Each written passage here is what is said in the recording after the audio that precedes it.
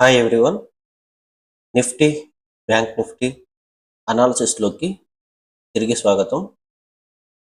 మార్కెట్లో నేను ఇవాటికి సంబంధించిన వీడియో అయితే లాస్ట్ డేస్లో నేను పోస్ట్ చేయలేదు because of GDP and other economic events అనేటివి మనకి మార్కెట్లో గ్యాప్ డౌన్ ఇస్తాయా, గ్యాప్ అప్ ఇస్తాయా అన్న ఒక కన్ఫ్యూజన్లో నేను క్లియర్గా వీడియో చేయలేదు. బట్ గ్యాప్ డౌన్ ఎక్స్పెక్ట్ చేశాను మార్కెట్లో. సో అందువల్ల కూడా నేను ఏమీ వీడియో అప్లోడ్ చేయలేకపోయాను. బట్ తర్వాత చూస్తే మార్కెట్లో ఇలా 6:30కి నేను అప్లోడ్ చేద్దాం అనుకున్నాను. అన్ఎక్స్పెక్టెడ్గా గిఫ్ట్ నిఫ్టీ అనేది 63 పాయింట్స్ పాజిటివ్గా చూపించింది. నేను అప్పుడు కొంచెం కన్ఫ్యూజ్ అయ్యాను. జీడిపి గ్రోత్ గిట్లా అవన్నీ ఎకనామిక్ ఫ్యాక్టర్స్ అన్నీ కూడా నెగిటివ్గా ఉన్నప్పుడు ఎలా ఇది సాధ్యమైంది అనేది అర్థం కాలేదు. బట్ తర్వాత కొంచెం మార్కెట్ ఓపెన్ అయిన తర్వాత చూద్దాం తీయని అనుకున్నాను. రియలైజేషన్కి అయితే రాలేదు. కాకపోతే టెక్నికల్గా మూవ్ అవుదాం అనుకుని చూసేసరికి మార్నింగ్ మనం చూడొచ్చు ఫ్లాట్ ఓపెనింగ్ ఉంది. నిఫ్టీ ఫ్లాట్ ఓపెనింగ్ ఇచ్చారు. పాజిటివ్గా ఏం ఓపెన్ కాలేదు, flat opening. And bank Nifty కూడా ఫ్లాట్ ఓపెనింగ్. అంటే సేమ్ మంచి ఎంత పెద్దగా గ్యాప్ అప్ కానీ గ్యాప్ అప్ డౌన్ కానీ లేకుండా ఫ్లాట్ ఓపెనింగ్ ఇచ్చి ఇమీడియట్గా మనకి ప్రాఫిట్ బుకింగ్ కనబడింది.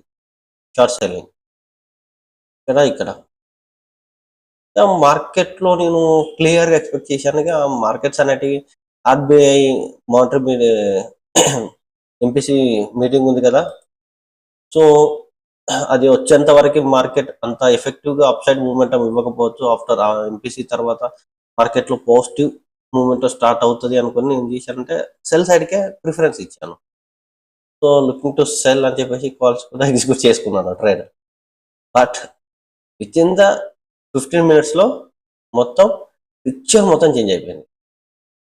మార్కెట్లో పిక్చర్ మొత్తం చేంజ్ అయిపోయింది. రిలయన్స్ రికవరీ అవుతుంది, ఐసిఐసి బ్యాంక్ రికవరీ అవుతుంది, ఇన్ఫోసిస్ రికవరీ అవుతుంది. అసలు ఏం జరుగుతుంది మార్కెట్లో, వాట్ హ్యాపెనింగ్, అంత ఏం ఎఫెక్టివ్ ఇంపాక్ట్స్ క్రియేట్ అయ్యేటి ఏం జరుగుతున్నాయని బాగా చూశాను. బట్ కాకపోతే ఏమీ అర్థం కాలేదు. సో లెవెల్స్ అయితే ఎగ్జిట్ అయిపోయి క్లియర్గా వెయిటింగ్ చేశాను మార్కెట్లో. పర్టికులర్ టైం అంతా వెయిటింగ్ చేశాను. ఆఫ్టర్ 12:30 తర్వాత 12:15 తర్వాత నేను కూడా మార్కెట్ని పర్టికులర్గా చూడొచ్చు. నేను అబ్జర్వ్ చేస్తున్నాను. ఒక గ్రీన్ క్యాండిల్ మంచిగా ఫామ్ అయిపోయింది. Again big green candle, first green, red, green, ఒక గ్రీన్ వచ్చిన తర్వాత రెడ్ వచ్చింది.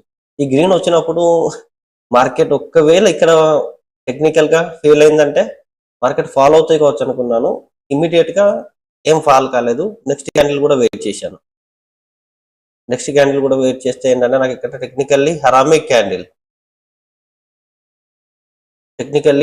క్యాండిల్ లాగా కనబడింది.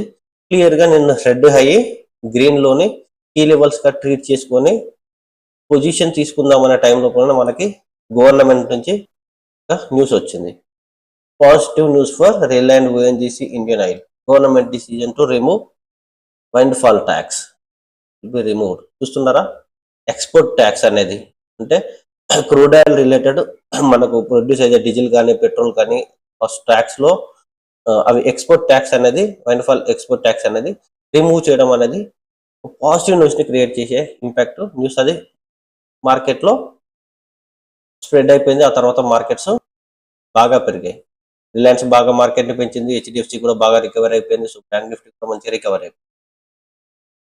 సో నేను అప్పుడు బాగా ఆలోచించాను, ఈ ఇంటెల్ అనేది మనకు తెలవలేదు స్టార్టింగ్లో. బట్ కాకపోతే మార్కెట్ మార్నింగ్ అవర్స్లోనే తెలిసి ఉండొచ్చు చాలా మంది ఇన్సైడర్స్కి, ఈజీగా తెలిసి ఉంటుంది. గవర్నమెంట్లో ఉన్న ఇన్సైడర్స్కి చాలా మందికి తెలిసి ఉంటుంది. సో అందువల్లనే మార్కెట్లో ఇవాళ వాళ్ళు నిఫ్టీని మార్నింగ్ అవర్స్ నుంచే బుల్లిష్గా తీసుకొచ్చారు. రిలయన్స్ అంత ఎఫెక్టివ్గా అంత పైకి పర్ఫామ్ చేసింది అంటే రీజన్ కూడా అదే అయి ఉండొచ్చు అనుకున్నాను. తర్వాత అనిపించింది చూడొచ్చు రిలయన్స్ మార్కెట్ ఇవాళ మ్యాక్సిమం నిఫ్టీ కూడా రిలయన్స్ ఫాలో అవుతున్నట్టే మూవ్ అయిపోయింది, క్యాండిల్ ఫార్మేషన్ కూడా. సో ఇది కొంచెం మనకు పర్ఫెక్ట్గా తెలియలేదు. బట్ కాబట్టి మనం టెక్నికల్గానే చూసుకోవాలి కాబట్టి ఇది ఇంపాక్ట్ క్రియేట్ చేసింది. సో ఇది మనకు తెలవలేదు ఫస్ట్ ఆఫ్ ఆల్. సో ఇది కంటిన్యూ అవుతుందా అనేది చెప్పడానికి ఛాయిస్ లేదు ఇక్కడ.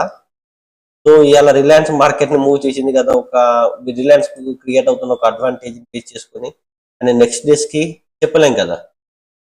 ప్రతి దాంట్లో ఒక రీజన్ దొరకబట్టి మాట్లాడతారు కాబట్టి నేను కూడా మాట్లాడుతున్నాను, అదేం లేదు. నేను కూడా ఒక టెక్నికల్ గానే క్లియర్ గా హైని బ్రేక్ చేసుకున్న తర్వాతనే, అరే గ్రీన్ ని బ్రేక్ చేసుకున్న తర్వాతనే, లోన్ బ్రేక్ చేసుకున్న తర్వాతనే మార్కెట్ డైరెక్షన్ నేను ప్రిడిక్ట్ చేసుకున్నాను. టెక్నికల్ గానే వెళ్ళాను తప్పించి వేరే ఏ విధంగా వెళ్ళలేదు. సో టెక్నికల్ అనాలిసిస్ అనేది నిఫ్టీలో బాగా వర్క్ అవుతుంది, దాన్నే ట్రస్ట్ చేయాలి ఎప్పటికీ. సో మళ్ళీ క్లియర్ గా మూవ్మెంట్ కూడా అప్సైడ్ మంచిగా ఇచ్చేసింది. దీన్ని ఇక్కడ వచ్చిన లాస్ ని దీన్ని ఇక్కడ కవర్ చేసుకున్నాను, అందులో ఎటువంటి ప్రాబ్లం ఏం లేదు. సో నెక్స్ట్ మనకి ఏంటంటే రేపటి గురించి. సో మనం ప్రతి వీడియోలో ఏం మాట్లాడతాం, రేపటి గురించి మాట్లాడతాం. సో మనం ఇక్కడ చూసుకుంటే రెసిస్టెన్స్ మాత్రం ఇక్కడికి క్లియర్ గా రెసిస్టెన్స్ ఇక్కడికి ఉంది. సపోర్ట్స్ అంటే మళ్ళీ డౌన్ సైడ్ వస్తే మళ్ళీ వాటి లోకి వస్తుంది, లేదంటే ఇక్కడ.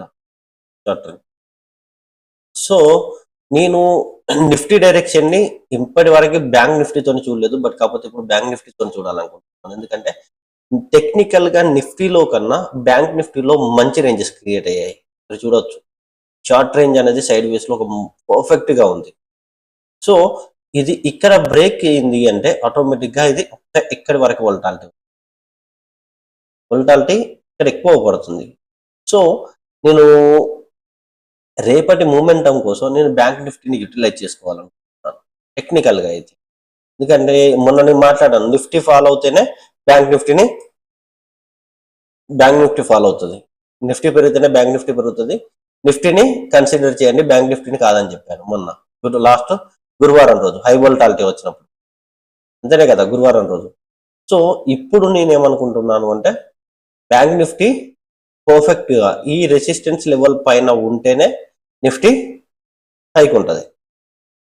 సో రేపు బ్యాంక్ నిఫ్టీ ఒకవేళ ఈ రెసిస్టెన్స్ బిలో ఉంది అంటే నేను నిఫ్టీని రేపు కన్సిడర్ చేయను. సో నేను రేపు నిఫ్టీలో ట్రేడ్ చేయడానికి ఇంట్రెస్ట్ చూస్తానంటే బ్యాంక్ నిఫ్టీలో అంటే బ్యాంక్ నిఫ్టీలోనే ట్రేడ్ చేయడానికి ఇంట్రెస్ట్ చూస్తాను. ఎందుకంటే ఇక్కడ టెక్నికల్ కీ లెవెల్స్ అనేటివి పర్ఫెక్ట్ గా కనబడుతుంది కంపేరింగ్ టు నిఫ్టీలో వోల్టాలిటీ చాలా తక్కువ ఉంది, ఇక్కడికి ఇవ్వబడుతుంది.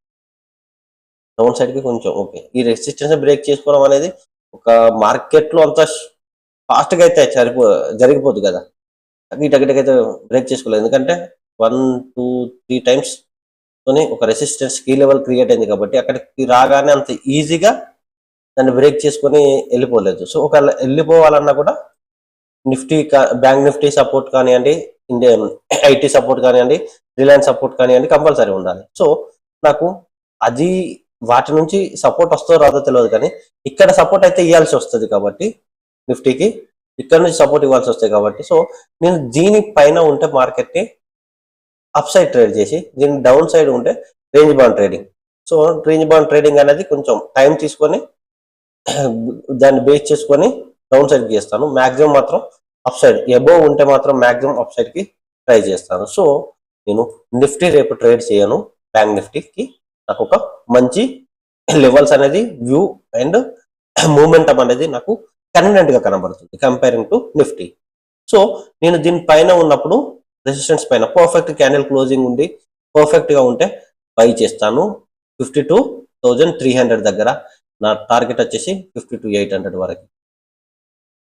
సో మీరు చూసుకున్నా కూడా ఏంటంటే ఒక 700 పాయింట్స్, 8 to 6 అంటే ఒక 600 పాయింట్స్. 52,200 ఉంది కదా, 800 అంటే ఇవాళ నుంచి ఒక 600 పాయింట్స్ మాక్సిమం వోల్టాలిటీ.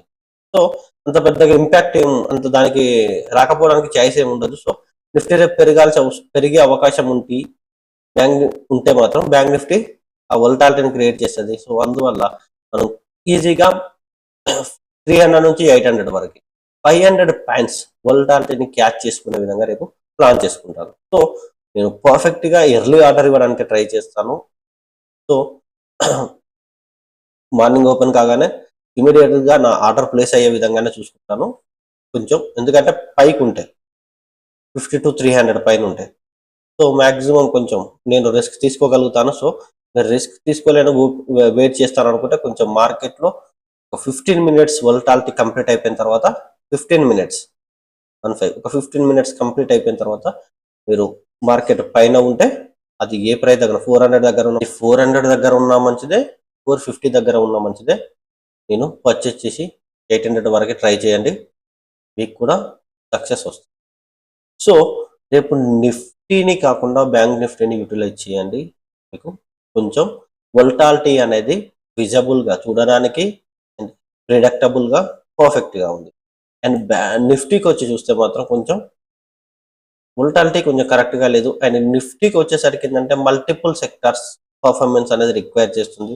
ఇవాళ ఆటో సేల్స్ డాటా ఒకటి, మెటల్ రిలేటెడ్గా కోల్ ఇండియా కానివ్వండి, ఎన్ఎండిసి కానీ వాటి యొక్క ప్రొడక్షన్ సంబంధించిన రిటైల్స్ డాటా రావడం, రిలయన్స్ కావండి, మల్టిపుల్ ఆబ్జెక్టివ్స్ అనేది మల్టిపుల్ సెక్టార్స్ యొక్క పర్ఫార్మెన్స్ రిలేటెడ్ అవుట్పుట్స్ ఉండడం వల్ల ఇవాళ పెరిగింది. సో రేపు ఉంటుందా అంటే ఉండదు కదా, ఇవాళ ఉన్న బాపతి మూమెంటం అనేది రేపు ఉండదు. సో వాటి నుంచి అంత పర్ఫార్మెన్స్ వస్తుందో రాదో కూడా చెప్పదు. సో మనం బ్యాంక్ నిఫ్టీని కొంచెం ట్రస్ట్ చేద్దాం, దీన్ని కొంచెం యూజ్ చేసుకుందాం. So thank you. ఈ అనాలసిస్ మీకు నచ్చింది అని అనుకుంటున్నాను. సో ఇది మీకు నచ్చితే షేర్ చేయండి, లైక్ చేయండి, కామెంట్ చేయండి. కొంచెం నన్ను ఎంకరేజ్ చేసే విధంగా ఉంటుంది మీ లైక్స్ అండ్ మీ కామెంట్స్. సో కొంచెం ట్రై చేయండి. Thank you.